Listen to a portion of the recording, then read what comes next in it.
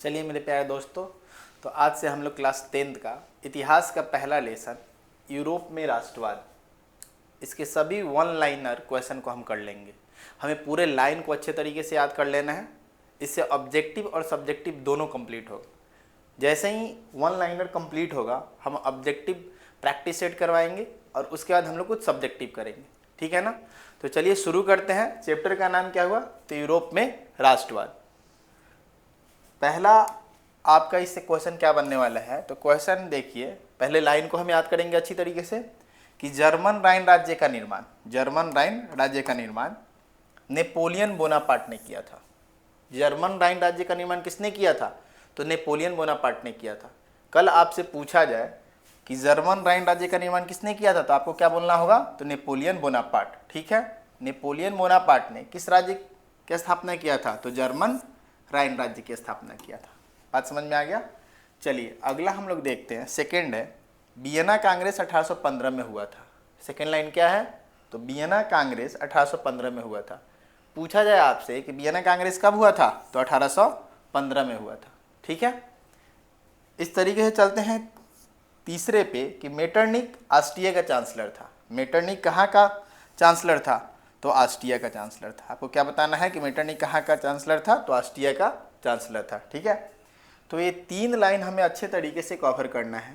क्या था पहला? तो जर्मन राइन राज्य का निर्माण नेपोलियन बोनापार्ट ने किया था। एक बार बोलिए मेरे साथ कि जर्मन राइन राज्य का निर्माण किसने किया था? तो नेपोलियन बोनापार्ट ने किया था, ठीक है। सेकेंड लाइन था आपका कि वियना कांग्रेस कब हुआ था? तो वियना कांग्रेस 1815 में हुआ था। कब हुआ था? तो 1815 में। तीसरा लाइन है मेटरनिक ऑस्ट्रिया का चांसलर था। मेटरनिक कहाँ का चांसलर था? तो ऑस्ट्रिया का चांसलर था, ठीक है। चलिए आगे चलते हैं हम लोग। चलिए देखिए, देखते हैं कि वियना सम्मेलन के बाद, हम 4 नंबर वाला देख रहे हैं कि वियना सम्मेलन के बाद नेपोलियन युग का अंत। कौन से युग का अंत? तो नेपोलियन युग का अंत और मेटरनिक युग की शुरुआत हुई थी। कल आपसे पूछा जाए कि वियना सम्मेलन के बाद कौन से युग का अंत हो गया और कौन से युग की शुरुआत हुई, तो आपको बताना होगा कि वियना सम्मेलन के बाद नेपोलियन युग का अंत हो गया और मेटरनिक युग, कौन सा युग? तो मेटरनिक युग की शुरुआत हो गई, ठीक है। अगला है फ्रांस में वियना कांग्रेस द्वारा बुब्रो वंश की स्थापना हुई। फ्रांस में कौन सी वंश की स्थापना हुई? तो फ्रांस में बुब्रो वंश की स्थापना हुई। और किसके द्वारा हुई थी? तो वियना कांग्रेस के द्वारा, ठीक है ना। ये भी आपको याद रखना है कि बुब्रो वंश की स्थापना कहाँ हुई थी? तो बुब्रो वंश की स्थापना फ्रांस में हुई थी। और किसके द्वारा हुई थी? तो वियना कांग्रेस के द्वारा हुई थी, ठीक है ना। चलिए नेक्स्ट आते हैं। अगला है हम लोगों का चार्ल्स दसम। इसको क्या पढ़ेंगे? तो दसम पढ़ेंगे, ठीक है ना, रोमन का। चार्ल्स दसम एक निरंकुश एवं प्रतिक्रियावादी शासक था। चार्ल्स दसम जो है कैसे शासक थे? तो निरंकुश और प्रतिक्रियावादी शासक थे। चार्ल्स दसम कैसे शासक थे? तो निरंकुश और प्रतिक्रियावादी शासक थे, ठीक है। इस लाइन को अच्छे तरीके से याद कीजिए कि चार्ल्स दसम कैसे शासक थे? तो निरंकुश और प्रतिक्रियावादी शासक थे। अगला है कि 1831 ईस्वी में मेजनी ने यंग इटली कब? तो 1831 ईस्वी में। याद रखना है आपको कि 1831 में मेजनी ने यंग इटली और 1834 में यंग यूरोप की स्थापना की थी। यंग यूरोप और यंग इटली की स्थापना किसने की थी? तो मेजनी ने की थी, लेकिन दोनों का साल अलग अलग है। यंग इटली का साल कौन सा है? तो 1831। और यंग यूरोप का कब है? तो 1834। 3 सालों का डिफरेंस है, ठीक है। तो मेरे साथ एक बार आप बोलिए कि मेजनी ने कौन से? तो एक है यंग इटली, दूसरा है यंग यूरोप, ठीक है। यंग इटली और यंग यूरोप की स्थापना किसने की थी? तो मेजनी ने की थी। कल आपसे पूछा जाए कि यंग इटली की स्थापना कब की गई थी? तो यंग इटली की स्थापना 1831 में की गई थी और यंग यूरोप की स्थापना आपका 1834 में की गई थी, ठीक है। नेक्स्ट चलते हैं। अगला है कि विक्टर इमैनुअल ने काउंट काबूर को, विक्टर इमैनुअल ने कौन सा? तो विक्टर इमैनुअल ने काउंट काबूर को प्रधानमंत्री के पद पे नियुक्त किया था। एक क्वेश्चन आपके लिए बहुत इंपॉर्टेंट है, ठीक है ना। विक्टर इमैनुअल ने काउंट काबूर को किस पद पे नियुक्त किया था? तो प्रधानमंत्री के पद पे नियुक्त किया था, ठीक है। चलिए देखते हैं हम लोग कल पूछा जाए आपसे विक्टर इमैनुअल ने काउंट काबूर को किस पद पे नियुक्त किया था, तो आपको बताना है प्रधानमंत्री के पद पे। ठीक है, नेक्स्ट आते हैं, गैरीवाल्डी पेशे से नाविक थे। गैरीवाल्डी पेशे से क्या थे, तो गैरीवाल्डी आपका पेशे से एक नाविक थे, यानी कौन से काम करते थे, तो नाविक का काम करते थे। अगला है 1862 ईस्वी में दुर्भाग्यवश काउंट काबूर की मृत्यु हो गई। काउंट काबूर की मृत्यु कब हो गई, तो 1862 में। वही काउंट काबूर है जिसे विक्टर इमैनुअल ने प्रधानमंत्री के पद पे बैठाए हुए थे। ठीक है, तो विक्टर इमैनुअल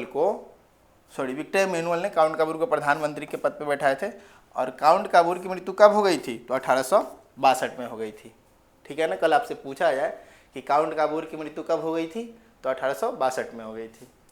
नेक्स्ट क्वेश्चन है आपका कि इटली के एकीकरण में मेजनी का महत्वपूर्ण योगदान था। किसके एकीकरण में मेजनी का बहुत ही महत्वपूर्ण योगदान था, तो इटली के एकीकरण में। ठीक है ना, इटली के एकीकरण में किसका महत्वपूर्ण योगदान था, तो मेजनी का। किसका था, तो मेजनी का था। अगला आते हैं हम लोग, अगला लाइन हमें देखना है। चलिए देखिए, चलते हैं यहाँ पे हम सब। हीगेल एक दार्शनिक थे। हीगेल क्या थे, कल आपसे पूछ लिया जाए हीगेल क्या थे, तो हीगेल एक दार्शनिक थे। हीगेल क्या थे, तो हीगेल एक दार्शनिक थे। ठीक है, आपको याद रखना है कि हीगेल एक दार्शनिक थे। फिर उसके बाद है अगला, जेल्बेराइन एक व्यापारियों की संस्था थी। जेल्बेराइन किनकी संस्था थी, तो व्यापारियों की थी। क्वेश्चन आपसे कैसे पूछा जाएगा, तो पूछा जाएगा कि जेल्बेराइन किनकी संस्था थी, तो जेल्बेराइन व्यापारियों की संस्था थी। और ये जो जेल्बेराइन संस्था है कहाँ की संस्था थी, तो प्रसा की थी। कहाँ की थी, तो प्रसा की।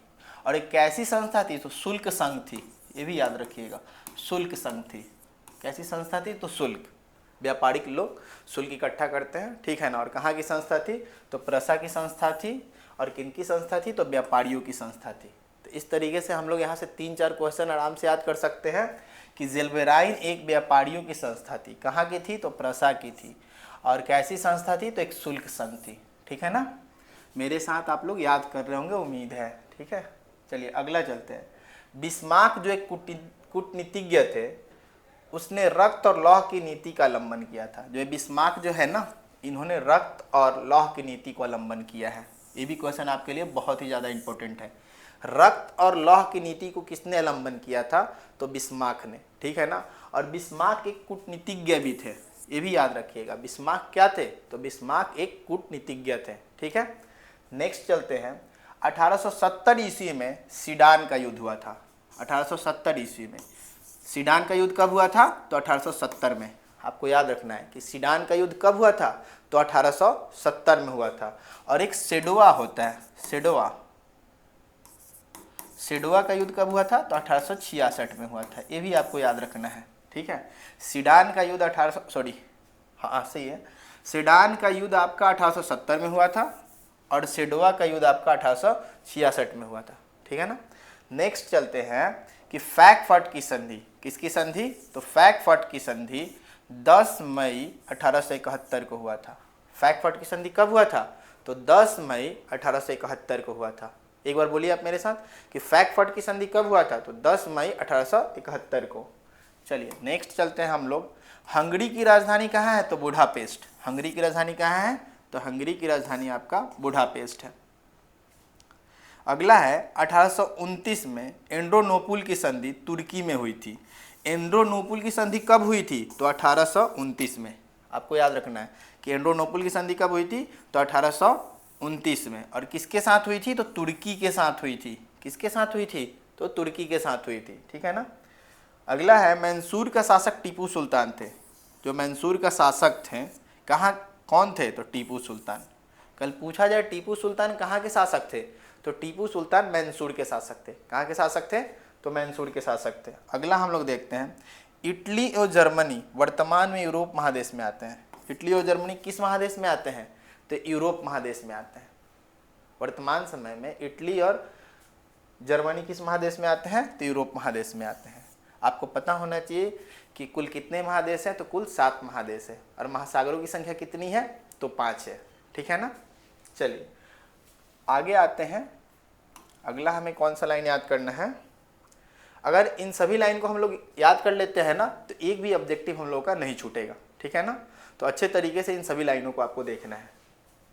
चलिए अगला हम लोग देखते हैं, फ्रांस में वियना कांग्रेस के द्वारा बोब्रो राजवंश की स्थापना की गई थी। फ्रांस में, जो फ्रांस देश है, फ्रांस में वियना कांग्रेस के द्वारा, किसके द्वारा, तो वियना कांग्रेस के द्वारा बोब्रो राजवंश की स्थापना हुई थी। कौन से वंश, तो बोब्रो राजवंश। क्वेश्चन आपसे पूछा जाए फ्रांस में किस राजवंश की स्थापना की गई थी, तो बोब्रो राजवंश की स्थापना की गई थी।